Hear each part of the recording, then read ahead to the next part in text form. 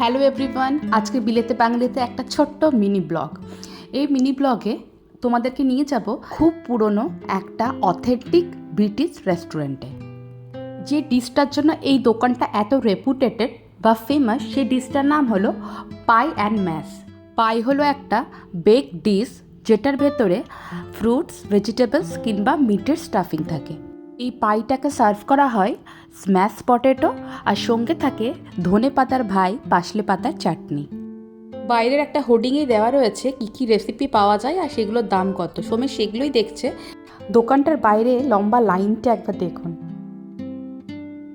চলুন আপনাদের দোকানটা একটু ঘুরে দেখাই।